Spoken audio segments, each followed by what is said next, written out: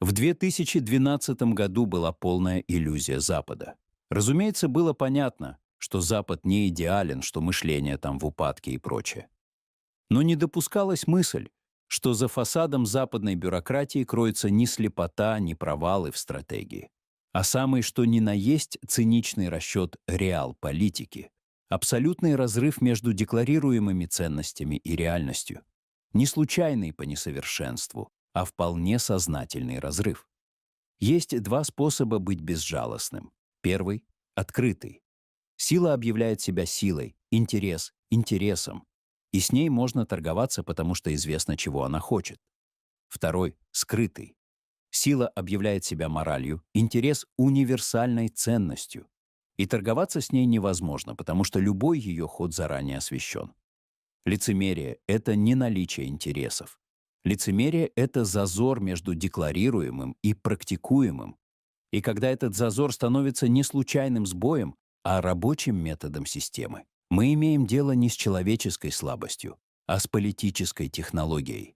Это размышление о том, как названная технология применяется к Украине, о том, что она не нова, и что ее механику давно и подробно описали на материале Африки, Индии и Латинской Америки, и о том, почему в сложившейся геополитической конфигурации реалистичный взгляд на Китай не как на ангела, а как на предсказуемого прагматика является для Украины не реакцией на безнадежность, а трезвостью мышления. Мой тезис намеренно жесток. Коллективный Запад, риторически предельно солидарный с Украиной, на практике использует инструментарий, отработанный на бывших колониях, и делает это не вопреки своим правилам, а посредством этих правил. Украине стоит прочесть предупреждение, написанное для нее историей глобального юга, пока это предупреждение не стало ее биографией. Начнем с теории, потому что без нее разговор о двойных стандартах вырождается в обмен обидами. Стивен Краснер, стэнфордский классик теории международных отношений, дал явлению строгое имя — organized hypocrisy — организованное лицемерие. В книге Sovereignty, Organized Hypocrisy, Princeton University Press, 1999 год, Краснер показал, что вестфальский суверенитет — краеугольная норма международного порядка, систематически нарушался самими его гарантами на протяжении всей истории системы. Сильные государства провозглашали норму и отступали от нее всякий раз, когда того требовал интерес. Ключевой вывод Краснера радикален. Нарушение нормы не есть аномалия системы. Оно встроено в систему как ее рабочий режим.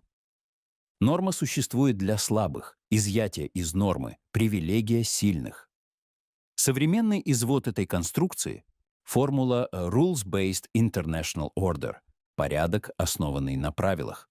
Обратим внимание, не на международном праве International Law, корпус которого кодифицирован, подсуден и один для всех, а именно на правилах, субстанции нигде не собранной, нигде не подписанной и потому определяемой ситуативно тем, кто сильнее. Международное право запрещает агрессию и Соединенным Штатам в Ираке 2003 год, и России в Украине 2022 год одинаковой буквой. Правила же устроены иначе. Они гибки там, где действует их автор, и тверды там, где действует его конкурент. Джон Миршаймер, ведущий представитель школы офензивного реализма, в книге «The Great Delusion» Liberal Dreams and International Realities, Yale University Press, 2018 год, описал эту двухслойность как структурное свойство либеральной гегемонии. Держава, искренне отождествляющая свои интересы с универсальным благом, лжет прежде всего самой себе и потому не способна заметить момент, когда ее ценности становятся инструментом удовлетворения ее аппетитов. Сингапурский дипломат и мыслитель Кишор Махбубани «Has the West lost it?» Penguin, 2018 год, добавляет к этому взгляд извне западного мира. Миллиарды людей Азии и Африки видят не порядок, основанный на правилах, а порядок, основанный на исключениях, и делают выводы. Проповедь свободной торговли сочетается с аграрным протекционизмом. Проповедь прав человека с союзами с удобными автократиями. Проповедь суверенитета с интервенциями. Важно понять, перечисленное не список грехов, которые можно отмолить реформами. Это по Краснеру конституция системы. И тогда вопрос для Украины звучит так. Что происходит со страной, которая принимает риторический слой этой системы за ее операционную реальность? Отдельного слова заслуживает прогрессистский, левый извод западной риторики, язык ценностей, инклюзии, деколонизации и всечеловеческой эмпатии, доминирующий в академиях медиа и брюссельских коридорах. Парадокс в том, что именно этот словарь, генеалогически восходящий к антиколониальной критике, сегодня обслуживает вполне неоколониальную практику. Разговор о европейских ценностях ведется с Украиной ровно в те недели, когда ее зерно высыпают из вагонов на польской границе, а ее водители застревают в многодневных очередях. Морализирующий язык выполняет здесь классическую идеологическую функцию в точном альтюссеровском смысле. Он не описывает практику, а маскирует ее, производя у говорящего чистую совесть, а у слушающего чувство вины за недостаточную благодарность. Показательно и то, что заметная часть западных левых интеллектуалов, десятилетиями оттачивавших критику империализма, применительно к Украине совершила изящный кульбит. Империализмом было объявлено сопротивление империи, а жертве предложено понять озабоченности агрессора. Психоаналитик узнает в этой фигуре классическую рационализацию, историк — старую как мир, солидарность метрополий поверх голов периферии. Ответ на поставленный вопрос Украина получает с 2022 года в режиме полевого эксперимента. Риторический слой известен. Мы с вами столько, сколько потребуется. Украина — это Европа. Ваша борьба — наша борьба. Операционный слой удобнее всего рассмотреть на 3 сюжетах. Зерно, граница, членство. Сюжет первый — зерновой. Весной 2023 года, когда морской экспорт Украины душила российская блокада, Польша, Венгрия, Словакия и Болгария в одностороннем порядке запретили импорт украинского зерна, при том, что торговая политика является исключительной компетенцией Брюсселя, и односторонние запреты прямо нарушают договоры ЕС, что признавали и европейские аналитики. Брюгел, сентябрь 2023 года. Еврокомиссия вместо защиты собственного права легализовала произошедшее задним числом. В мае 2023 года были введены исключительные и временные превентивные меры, запретившие продажу украинской пшеницы, кукурузы, рапса и подсолнечника в 5 приграничных странах. Когда 15 сентября 2023 года комиссия отказалась продлевать режим, Польша, Венгрия и Словакия немедленно восстановили запреты уже на национальном уровне. И Украина была вынуждена подать иски в ВТО против стран, называющих себя ее ближайшими союзниками. Президент Зеленский с трибуны ООН заметил тогда, что некоторые в Европе разыгрывают солидарность как политический театр. Показательна и экономическая подкладка. Брюссель дважды находил деньги. 56,3 миллиона и затем 100 миллионов евро на компенсации собственным фермерам, пострадавшим от украинского импорта. Скорость нахождения этих денег разительно контрастирует со скоростью любых решений в пользу Киева. Сюжет второй — пограничный. С ноября 2023 года польские перевозчики, а затем и фермеры, регулярно блокировали пункты пропуска на украинской границе, требуя восстановить довоенную разрешительную систему для украинских грузовиков. Очереди растягивались на десятки километров. На украинской стороне скапливалось до 9 с лишним тысяч фур. В очередях умерли 3 украинских водителей. Экономический эффект был немедленным. Только за ноябрь 2023 года Украина потеряла порядка 160 миллионов долларов экспорта. Импорт просел на 700 миллионов долларов. Экспорт через 4 заблокированных перехода упал на 40%, а бюджет не досчитался 9,3 миллиарда гривен таможенных платежей. Благотворительные фонды сообщали, что на границе застряли сотни пикапов для эвакуации раненых, а поставки дронов на фронт задерживались на 2-3 недели, с прямой ценой в человеческих жизнях. Все это происходило не в стране противники, а в государстве, чья риторика солидарности с Украиной была громче всех в Европе. И вот квинтэссенция жанра. Министр сельского хозяйства Польши публично заявил, что Польша не согласится на членство Украины в ЕС, если на ее агропродукцию не будут наложены ограничения. Солидарность, обусловленная устранением конкурента. Сюжет третий, интеграционный. И он самый выразительный, потому что демонстрирует оружие в его чистом виде. Процедуру. Украина подала заявку на членство в ЕС 28 февраля 2022 года, на 4-й день полномасштабного вторжения. Статус кандидата получила в июне 2022. Решение об открытии переговоров в декабре 2023. Виктор Орбан тогда вышел из зала, чтобы формально не голосовать. Переговоры открыты в июне 2024. К 30 сентября 2025 года Украина завершила скрининг законодательства по всем 33 главам, по оценке самой Еврокомиссии, быстрее любой страны-кандидата в истории расширения. Результат. Ни один переговорный кластер формально не открыт. Причина. Вето Венгрии, одной страны из 27, легитимировавшей свою позицию референдумом с заранее известным итогом в 95% против. Полный путь к членству требует порядка 150 единогласных решений действующих членов, 150 точек, в каждой из которых любая страна может конвертировать украинский вопрос в разменную монету собственного торга с Брюсселем. Декабрьский 2025 года. Обходной маневр с неформальной технической работой по кластерам лишь подчеркивает диагноз. Система способна имитировать движение, но не способна гарантировать результат. И канцлер Германии Мерц публично сомневается в членстве Украины даже к 2034 году. Заметим главное. Ни в одном из 3 сюжетов Запад не нарушил ни одной собственной процедуры. Блокада границы, свобода собраний, зерновое эмбарго, защита внутреннего рынка, вето – законное право члена Союза. Оружие и не должно нарушать правила, оно из правил сделано.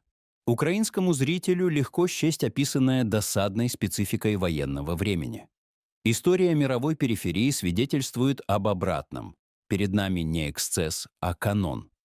Его академическое описание насчитывает полвека и принадлежит не маргиналам, а классикам. В диапазоне от гайанского историка до нобелевского лауреата и бывшего главного экономиста Всемирного банка. Уолтер Родни в классической работе «How Europe Underdeveloped Africa» 1972 год показал, что отсталость Африки не исходное состояние, а произведенный результат. Континент был встроен в мировую экономику как поставщик сырья и рынок сбыта, и сама структура этой встроенности воспроизводила зависимость после формальной деколонизации. Родни ввел принципиальное различение. Развитие и недоразвитие – не 2 ступени одной лестницы, а 2 стороны одного процесса. Одно оплачивает другое. Кембриджский экономист Ха Джун Чанг в книге «Kicking Away the Ladder Development Strategy in Historical Perspective» Anthem Press, 2002 год, документировал вторую часть механизма. Все без исключения нынешние богатые страны – Британия, США, Германия, Япония – поднялись на жестком протекционизме, промышленных субсидиях и копировании чужих технологий, после чего потребовали от догоняющих стран свободной торговли, защиты интеллектуальной собственности и открытых рынков, то есть отбросили лестницу, по которой взобрались сами. Название книги стало формулой эпохи. Украинский агроэкспорт, встречающий эмбарго у ворот общего рынка, хрестоматийная иллюстрация к Чангу. Свободная торговля свята ровно до момента, когда конкурентоспособным оказывается не тот, кто надо. Индийский случай добавляет к африканскому важнейшую деталь. Жертвой описываемого механизма может стать не отсталая окраина, а развитая цивилизация. К моменту прихода Остинской компании «Индия» по расчетам экономических историков Ангус Мэдисон The World Economy a Millennial Perspective, OECD, 2001 год, производила около четверти мирового ВВП. К уходу британцев ее доля сократилась до нескольких процентов. Еще в 1901 году Дадабхай Наароджи в работе «Poverty and Un-British Rule in India» сформулировал теорию выкачивания (Drain Theory).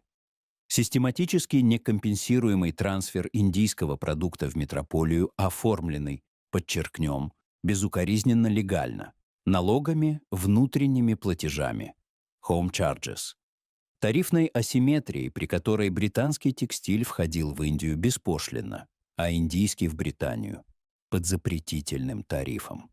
Современный итог этой линии подвел Шаши Тарур в книге «Inglorious Empire. What the British did to India», Hearst, 2017 год. А экономист Утса Патнаик оценила совокупный дренаж за 2 столетия в десятки триллионов долларов в нынешних ценах. И все это время колониальная администрация искренне описывала себя языком цивилизаторской миссии, попечительства и бремени белого человека. Риторика опеки, оформляющая практику изъятия, есть константа жанра, и украинскому уху, привыкающему к словарю поддержки и наставничества, полезно знать ее родословную. Третий свидетель изнутри системы. Джозеф Стиглиц, Нобелевский лауреат и в прошлом главный экономист Всемирного банка, в книге «Globalization and its Discontents» W. Нортон, 2002 год, описал практику МВФ и Вашингтонского консенсуса в 1980-90-е. Универсальный пакет из бюджетной аскезы, высоких ставок, приватизации и либерализации капитального счета, навязываемый странам, лишенным переговорной позиции, поскольку деньги были нужны им отчаянно. Выбора не подписывать не существовало. Итоги известны.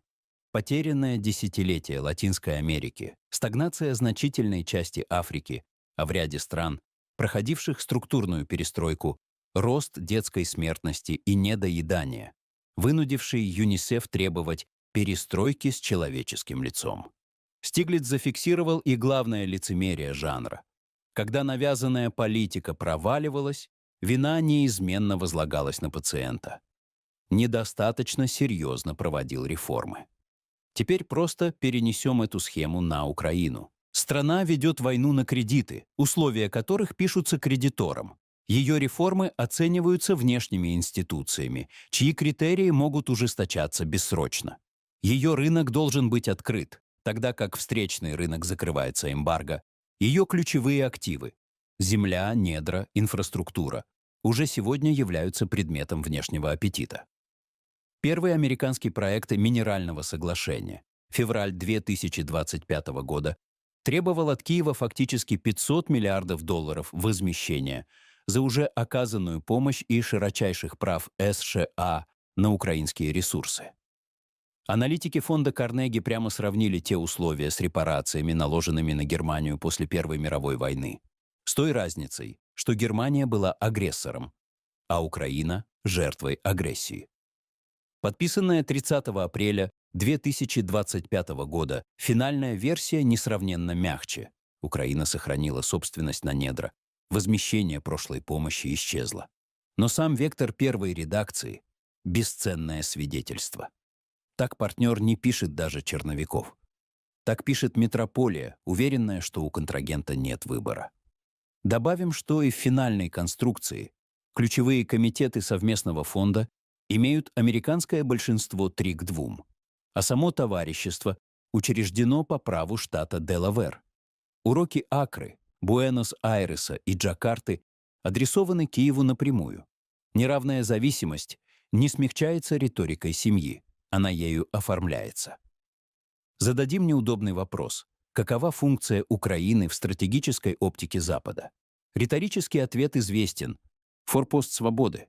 Операционный ответ читается в структуре принимаемых решений, и он иной. Украина функциональна как буфер, зона, в которой конкурент Запада, Россия, связывается, истощается и сдерживается.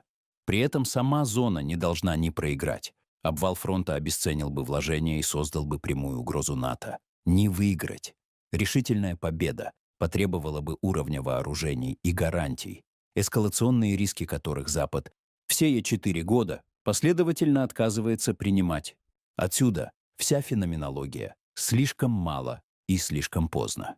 Каждая система вооружений, танки, дальнобойные ракеты, авиация, проходила один и тот же цикл. Невозможно. Обсуждаем, поставляем в гомеопатических дозах, растянутый на месяцы, каждый из которых оплачивался украинскими жизнями. Джон Миршаймер — автор, с чьими выводами о причинах войны можно и нужно спорить, тем не менее точен в описании самой логики. Великие державы мыслят буферными зонами, и судьба буфера определяется не его собственными устремлениями, а балансом издержек его патронов.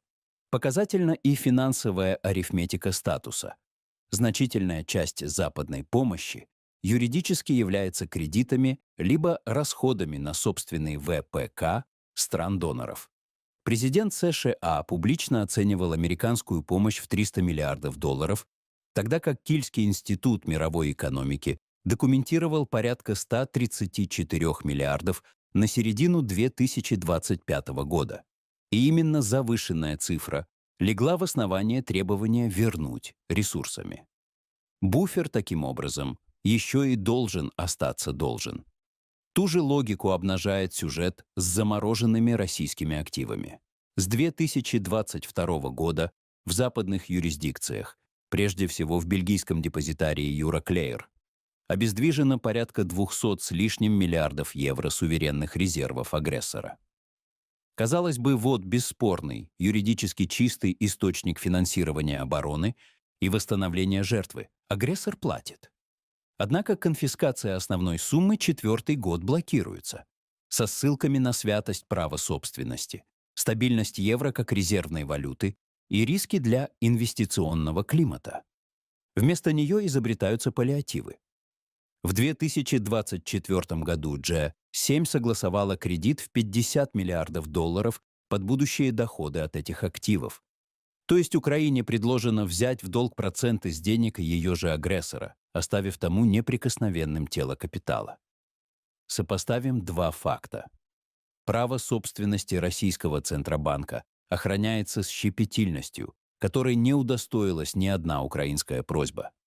Украинские же недра в первом американском проекте Минерального соглашения предполагалось обременить на 500 миллиардов, без всякой щепетильности. Собственность агрессора священна, собственность жертвы — предмет переговоров. Трудно вообразить более наглядную гравюру к трактату Краснера. Существенно, что буферный статус не отменяется даже интеграционной перспективой, он в нее встраивается. Членство в ЕС, как мы видели, отодвинуто за горизонт десятилетия и обставлено 150 правами вето. Членство в НАТО снято с повестки самими союзниками. Украине предлагается длительное пребывание в сером статусе, достаточно европейском, чтобы воевать за европейскую безопасность, и недостаточно европейском, чтобы пользоваться ее гарантиями.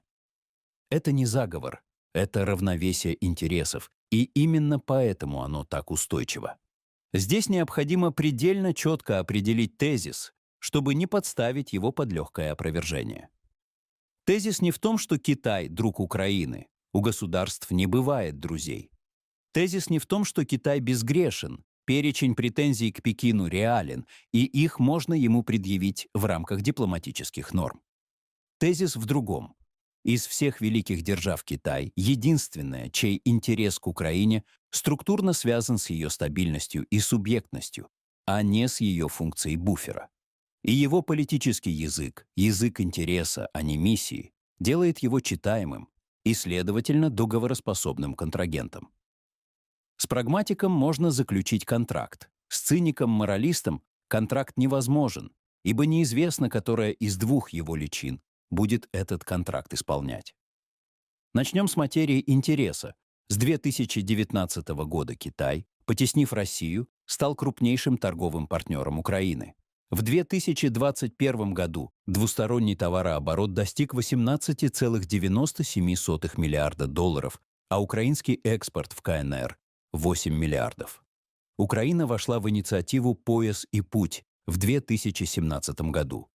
В 2018 в Киеве открылся торгово-инвестиционный центр инициативы. В 2020 пошли первые контейнерные поезда из Китая в Киев. Китайская государственная ЧОВКО вложила $50 миллионов в перевалочные мощности Мариуполя. Китайские подрядчики углубляли порты Южный и Черноморск. Ключевой товар – продовольствие. Начав закупки украинской кукурузы в 2013 году, Китай к 2019 получал из Украины 80% своего кукурузного импорта. Украинские поставки выросли с $26 миллионов 2013 года до 896 миллионов 2019 года, зеркально падению американских с 847 до 75 миллионов на фоне торговой войны США и КНР. Иными словами, Украина для Китая – элемент продовольственной безопасности полуторамиллиардной страны и сухопутный коридор в Европу. Обе функции требуют одного – стабильной, целостной, транзитоспособной Украины. Хаос на Черном море, минные поля на месте портов и серая зона на месте государства обесценивают китайские вложения и китайскую логистику. Западная буферная логика, как мы видели, устроена противоположно. Буфер тем полезнее, чем дольше он горит на медленном огне. Дипломатическое поведение Пекина в войне выдержано в той же грамматике интереса. Китай не признал аннексии украинских территорий, ни Крыма в 2014, ни областей в 2022. Прецедент перекройки границ смертельно опасен для державы с собственными Тайванем, Тибетом и Синьцзяном. Его позиция по политическому урегулированию украинского кризиса, февраль 2023 года, первым же пунктом ставит уважение суверенитета и территориальной целостности всех стран, а отдельными пунктами – недопустимость применения ядерного оружия и защиту зерновых коридоров. Каждый пункт при желании читается как опись китайских интересов, не распространение прецедента сецессии, не нарушение табу продовольственные потоки. И именно поэтому каждому пункту можно верить. Совместная китайско-бразильская инициатива 2024 года о принципах деэскалации выдержана в том же ключе. Это дипломатия скупая, без объятий и клятв. Но вспомним, что клятвы Украина уже получала. Будапештский меморандум 1994 года был подписан как раз держателями высоких ценностей. И цена тех подписей ныне общеизвестна. Непроизнесенное обещание невозможно нарушить. Произнесенное и нарушенное развращает саму ткань договороспособности. Теперь о претензии, и их необходимо честно озвучить. Первое.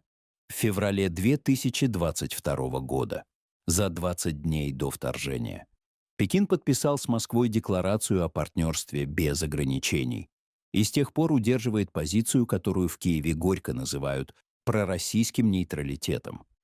Украинские официальные лица заявляли о критической роли китайских компонентов двойного назначения в российском военном производстве. Второе. Казус «Мотор Сичи». Компания SkyReson с 2016-2017 годов, скупавшая контроль над запорожским производителем авиадвигателей, в январе 2021 попала под американские, а затем и украинские санкции. В марте 2021 года СНБО вернул предприятие в госсобственность, и китайские инвесторы обратились в постоянную палату Третейского суда в Гааге, требуя от Украины $4,5 миллиарда за нарушение двустороннего инвестиционного соглашения 1992 года. Спор реален, сумма чувствительна, осадок в Пекине весьма существенен. Но давайте посмотрим на значение обоих сюжетов. Она работает на тезис, а не против него. Мотор Сич – конфликт коммерческий, о деньгах, акциях и юрисдикциях, разрешаемый в арбитраже по писанным правилам. Примечательно, что сам сюжет был запущен давлением Вашингтона, потребовавшего сорвать сделку, то есть и здесь Украина платила по счетам чужого противостояния. Партнерство же Пекина с Москвой Классический реалполитик бесценностной драпировки. Китай не объяснял его защитой демократии или русского мира, не обещал Украине быть с ней столько, сколько потребуется, и потому не нарушил ни одного данного Киеву обещания, за отсутствием таковых. Да, у Китая есть собственный риторический слой.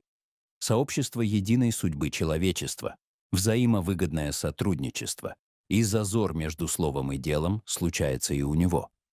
Но этот зазор узок и коммерчески предсказуем. Он не носит цивилизационно-мессианского характера. Китай не бомбит во имя прав человека и не оформляет аппетит как опеку. Различие здесь не в степени, а в типе. Аморальность прагматика исчислима и потому страхуема. Мораль гегемона неисчислима, ибо активируется избирательно. Макиавелли, как известно, честнее Тартюфа. Наш практический вывод осторожен и оттого прочен. Речь не о развороте на восток и не о смене сюзерена. Сменить одну асимметрию на другую значило бы не выучить урок, а пересдать его. Речь о том, что в мире, где главный партнер удерживает тебя в статусе буфера, единственной державой, чей рациональный интерес совпадает с твоим существованием в качестве стабильного, целостного и торгующего государства, оказывается Китай. И никто иной. И не использовать этот интерес как противовес, как переговорный рычаг и как страховку от монопольной зависимости было бы стратегической слепотой. Прагматический союзник не тот, кто тебя любит, это тот, кому ты выгоден живым. По этому критерию, единственному, который история международных отношений признает твердой валютой, Китай выдерживает проверку, которую коллективный Запад, при всей искренности его деклараций, проваливает 4-й год подряд. Итог. Первое. Лицемерие Запада – не моральный упрек, а аналитическая категория, описанная в академическом мейнстриме от Краснера до Стиглица. Его существо – конституциональный зазор между универсалистской риторикой и партикулярной практикой. Второе. Применительно к Украине этот зазор реализуется не нарушением правил, а самими правилами – эмбарго, блокадами, вето, процедурой. Бюрократия и есть оружие, и его главное свойство – юридическая безупречность каждого выстрела. Третье. Опыт Африки, Индии и Латинской Америки. Не чужая история, а методическое пособие, по которому Украину уже ведут. Кредитная зависимость, внешняя оценка реформ, аппетит к ресурсам, вечная прихожая интеграции. Четвертое. В этой конфигурации Китай не ангел, не друг и не спаситель, но единственный крупный игрок, структурно заинтересованный в украинской стабильности, а не в украинском горении. И трезвое использование этого интереса – признак не наивности, а взросления. Народам, как и людям, свойственно взрослеть через разочарование. Разочарование – болезненный, но точный инструмент. Оно снимает чары, дисинканто, и возвращает ясность зрения, а значит и способность действовать. Украина сполна выпила сладкой отравы из чаши. Двери ЕС и НАТО открыты. И заплатила за свое зрение цену, которую не выставляли еще ни одному европейскому народу в 21 веке. Было бы непростительно, оплатив такой ценой прозрения, продолжать смотреть на мир глазами чужой, насквозь лживой и циничной проповеди. Реальность такова. Приглашение в ЕС и НАТО для Украины с самого начала. Не более чем морковка перед носом ослика. Идея о Западе, как обетованной стране кисельных берегов и молочных рек, токсичный и парализующий Украину миф. Пока есть время это осознать и сделать радикальные выводы. Но время это стремительно уходит. Если вам понравился наш рассказ, ставьте лайк и подписывайтесь на канал, чтобы не пропустить новые захватывающие истории. Пишите свое мнение в комментариях и обязательно нажмите на колокольчик, чтобы первыми узнавать о выходе наших видео. Спасибо за просмотр и до встречи в новых выпусках.